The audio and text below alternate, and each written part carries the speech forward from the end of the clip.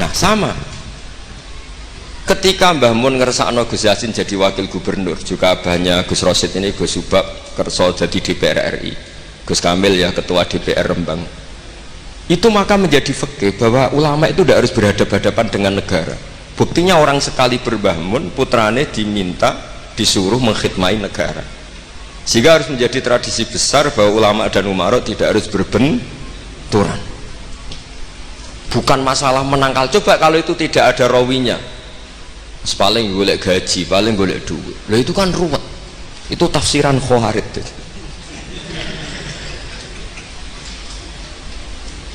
Jadi loh, saya itu punya sanad mutasil, saya berkali-kali ketemu abahnya Gus Rosid, beliau juga guru saya, Gus Subab, semuanya.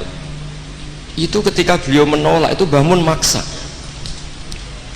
Gus Kamil dulu pertama disuruh jadi DPR ya menolak, sampai pernah transit di dalam saya di Jogja itu 3 hari, dan Mbah Mun akhirnya sampai duka harus mau. Tapi lama-lama kita tahu bahwa beliau ingin menyelamatkan Indonesia, bahwa Indonesia nggak perlu dipertentangkan antara ulama dan umar.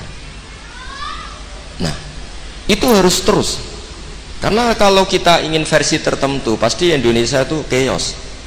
Chaos itu ya chaos lah, huru hara. Kalau huru hara terjadi safkut dima, pengaliran darah, yang dosa kita. Makanya Mbah Mun sering cerita ke kita, saya tidak pernah bilang saya, ke kita semua santrinya levelnya sama, karena sama-sama dengar. Bedanya lali beeling gitu, ambek paham sama tidak paham itu. Sebetulnya saya ingin bilang saya, karena saya berkali-kali khasoni bidzalika syekhuna, tapi kita semua sama lah, sama-sama mutawatir sama. Fiqhus siyasah atau fiqhul imamah atau fiqhul khilafah, terserahlah bahasa sampeyan, itu juga harus diwariskan. Sehingga dulu sampean tak ceritani, dulu yang semi-semi Khawarij itu ya sudah banyak. Wah Nabi itu harus ngomong akhirat terus, masa Nabi jabat? Oke, dari segi jabatan itu duniawi, kesannya buruk karena jabatan itu duniawi. Tapi kalau dibalik, atardo ayyaku nasolihu tahta yadidz zalim, kue ridho kalau orang-orang yang nggak sholat, gak cewek, gak istinja mimpin wong soleh. Jadi harus dibalik, harus membolehkan orang soleh yang mimpin orang dolim, jangan dibalik. Wong soleh pokoknya yang masjid kabeh wiridan kabeh dipimpin wong dolim hanya karena kamu mengharamkan politik. Jadi orang itu harus ngerti. Makanya ketika beberapa nabi itu harus kita tahu, ada nabi yang ngaji terus kayak Nabi Yahya, Nabi Isa. Ada yang nabi yang seumur-umur itu jabat kayak Nabi Dawud, Nabi Sulaiman. Kamu boleh niru Nabi Dawud, Sulaiman jabat, tapi nggak boleh meniru istrinya 1000. Itu 4 saja masalah kita. Sitok wis kudu pegatan ya, rai-rai gak meyakinkan ini 1 aja sudah. Tapi itu tidak saya loh. Jadi sampai Allah menurunkan ayat am yahsuduna nasa ala ma atahumullahu min fadli faqad ataina ala Ibrahim alkitaba wal hikmata wa atainahum mulkan azima. Jadi ada orang-orang soleh yang oleh Allah disebut bahwa mereka itu jabat. Gini ku alu Ibrahim. Ada banyak lah orang-orang soleh yang jabat. Mereka adalah orang-orang yang tak kasih kitab, tak kasih hikmah, tapi ya wa atainahum mulkan azim. Nah, ketika Mbah Hasyim di putra Gus Wahid jabat, dulu Mbah Wahab Hasbuwah di anak Gus Wahib juga jabat. Mbah Mun punya putra Gus Bab, abahnya Gus Rosid dulu ya DPR RI, Gus Yasin wakil gubernur. Ini kita sebagai muridnya Mbah Mun bukan melihat urusan jabatan, urusan bahwa kita ikut berbakti sama negara. Makanya ketika Mbah Mun kapundhut hari Selasa tanggal 5 Dzulhijjah, itu saya masih ingat betul, ketika itu saya di dalam ada Gus Subab, ada Gus Naji, ada Gus Kamil, ada semua lah. Itu mereka itu kelihatan apa ya, masih nggak sadar kalau abahnya wafat, kelihatan seneng. Senengnya itu karena mereka menyaksikan betapa yang diinginkan Mbah Mun itu kesampaian. Beliau-beliau ini cerita, Mbah Mun itu cerita gini, Cung, aku nak mati Jumat berarti aku wali, nak mati Selasa aku ya wong alim. Jadi berarti beliau itu milih jadi orang alim, jadi dia rileks. Terus ada beberapa apa ya, uang lah atau apalah, kata beliau sama Gus Subab, bilang ke Gus Subab, Bab, jika aku nak teko balekno, nek ora teko bagi ning anak-anak. Jadi semua dipersiapkan. Begitu mudah beliau melihat kematian, melihat kapundhut, melihat seringan itu. Karena kerinduan seorang wali atau orang soleh kepada Allah itu rindu sekali. Dan ini kita harus punya riwayat, dan itu menjadi fikih besar. Nggak boleh kamu pakai fikih khawarij. Kiai kok jabat, kiai kok kedonyan.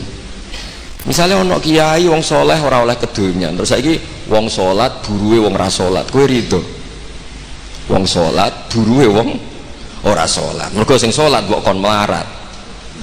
Dadi nak fikih aja fikih khawarij. Fikih sing bener maca majmu', nak ra iso maca jerone maca judule. Ya tenan enak.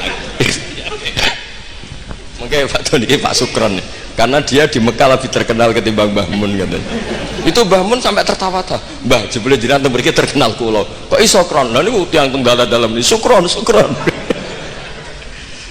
Ya jadi Mbah Mun punya murid ya macam-macam, ada yang kayak saya, ada yang kayak Pak Sukron. Makanya saya pertama datang Sukron tikur dereng enten celuk nek agak teko agak gelem isi ya. Terus datang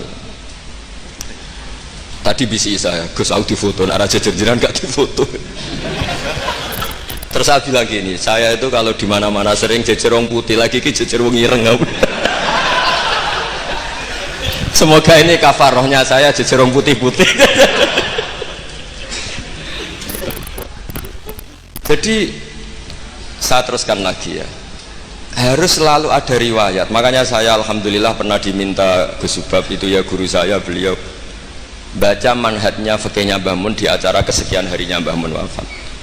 Karena saya masih ingat betul ketika di Medina saya sering digandeng Mbah Mun, hak Sholahuddin Al-Ayyubi nganti pintere ngono iku jarene mergo murid Imam Ghazali.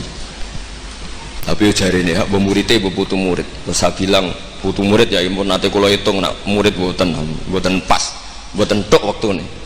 Yes putu murid. Karena saya pernah di masjidnya Sholahuddin Al-Ayyubi di mimbarnya. Itu futuhatnya itu sekitar 815. Jadi kalau tak hitung Imam Ghazali lahir 410, 450, wafat 505, kayaknya betul menangi. Oh ya senang ngono putu murid. Itu beliau punya konsep mengalahkan pasukan salib. Itu yang dipakai itu kitab Ihya. Itu singkat cerita beliau nyuruh jaiku golek ya. Tak cari ya. Ketemu terus tak tasihkan beliau, ya iku sing tak maksud ya iku. Itu Imam Ghazali begitu fasih cerita tentang penyusunan kekuatan. Dan itu logikanya sederhana sekali, dari sesuatu yang jibillah, yang normal. Misalnya begini ya, al-insan abdul ihsan, bahwa manusia itu pasti menjadi budaknya kebaikan. Hitung saja sekarang misalnya begini, kita jadi orang soleh, meditera karuan, gremengan, sinis. Yang ini orang fasik, senyum, lomo, apian. Kira-kira orang netral itu kalau jagungan ke kamu apa ke sini? Yang lomo, yang nyaman kan? Sehingga orang boleh mengatakan ketika ngarang fikih, senyum itu sunat di karangan fikih. Tapi di aplikasi nyata tidak bisa. Bagaimana kalau ada orang netral, bisa soleh bisa fasik, sing fasik senyum, sing soleh merengut, sehingga yamilu orang yang netral ini ke yang fasik. Kamu bisa ngarang fikih kalau sodako itu sunat, karena itu sudah tidak wajib, karena yang wajib itu zakat. Kamu bisa ngarang fikih seperti itu. Tapi kalau dalam tatbiki tidak bisa. Misalnya saya orang soleh hidup di tengah kota, atau orang soleh hidup di pedalaman, terus saya medit mentang-mentang sudah zakat, nggak pernah sedekah. Sing wong fasik jor-joran sering nyervis rokok gratis, ngopi gratis. Kira-kira kemana kecenderungan orang itu? Ke yang fasik, karena al-insan abdul ihsan. Nah hal-hal seperti ini tuh yang dikaji Imam Ghazali, kemudian itu menjadi inspirasi Sholahuddin Al-Ayyubi. Kalau dia ingin solid maka harus berbuat baik sama siapa saja, karena itu cara punya kekuatan. Nah kita enggak, kita ini memaksakan kebenaran tapi prosesnya tidak simpati. Makanya kata para mufassir, walaupun tafadzur ghalidal qalbi lan faddu min khaliq. Itu kata para mufassir, hada sayyidul khalqi wa hada ahabbul khalqi ilallah. Ini Rasulullah, orang paling dicintai Allah. Itu saja sekali salah dalam perilaku sosial, itu bayangannya lan faddu min khaliq, orang akan bubar. Padahal ma'anna hada mu'ayyadun biruhil qudus. Padahal Rasulullah itu orang yang diberi kekuatan malakut, kekuatan langit. Itu saja dibayangkan kalau salah secara sosial, lan faddu min khaliq, orang akan bubar. Apalagi kamu yang keramatnya nggak jelas, hizibnya nggak mandi, terus salah sosial, istaqobbalallahu minna minkum taqobbal ya kan. Sehingga Mbah Mun itu baik sama siapa saja, termasuk baik sama Megawati, sama apa saja. Bahkan beliau sebelum haji sempat ketemu Megawati, dan beliau sebelum itu ya pernah bilang ke saya, ke kita, aku ketemu Bu Mega dan Indonesia aku damai. Makanya ketika beliau kabundut Dzulhijjah, itu min asyuril hurum, karena al asyurul hurum itu ada 4, Dzulqa'dah, Dzulhijjah, Muharram, Rajab. Beliau kabundut 5 Dzulhijjah, bulan yang termasuk sakral di Islam. Dan beliau kabundut 6 Agustus, bulan yang paling nasionalis dalam Indonesia. Jadi Allah memilihkan beliau bukan sekedar tempatnya di Ma'lah, tapi pakai bulan yang paling sakral sesuai konteks masing-masing. Dalam religius Dzulhijjah itu sakral, dalam nasionalis Agustus itu sakral. Kayak apa Allah memilihkan beliau? Makanya ini saya cerita ya, saya mungkin 10 menit lagi, sampai santai aja, ini nggak ganggu lama-lama supaya nggak ribet. Makanya diantara yang ditulis beliau tentang jabatan, tentang jabat, nah ini cerita saja. Beliau menulis sekarang halaman 37. Nanti kalau yang nggak paham ngaji sama Pak Sukron, sudah tak ijazahi tadi. Kobil tuh. Jadi nanti yang nggak paham, ya itu nanti. Kau cobain. Apa? Kau jaluk deh. Kau oleh dijaluk mulai ya sudah. Sah ke? Sah. Ini konco kulo mulai teng sarang ngantos.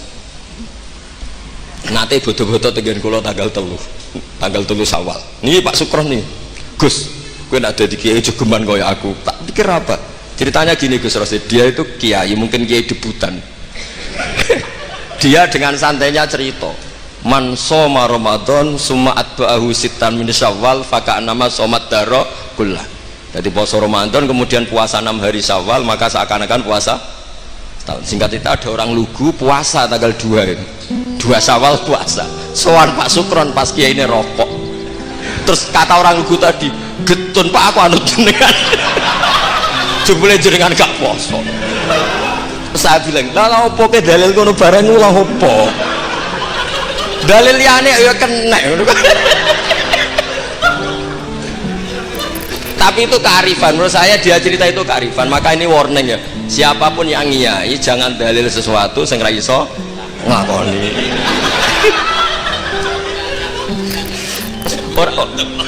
Udah, ini ilmiah gak apa-apa. Lho kula lah ora pati wani dalil sing ngoten-ngoten ora wani mergo wong santri sarang bebas ora usah tirakat bebas. Mun ping 6. Tambah seping 6. Jadi bapak setahun bermotor. Memang ini didikan sarang yang keterusan. Mbah Mun itu kan mengharamkan santri tirakat. Iya. Jadi santri ora usah tirakat. Santri sarang ora usah tirakat. Mondok sarang tok iku wis tirakat. Lha piye banyune wasin kadang ape ning WC ya iku ning lembak-lembak. Wis banyu asin nggone sesekan ra di duweke wis suwara tenan ngono. Jadi ra usah tirakat itu wis gerakan. Jadi saya ulang lagi ya. Al fiqhu fikih itu harus mudawwan.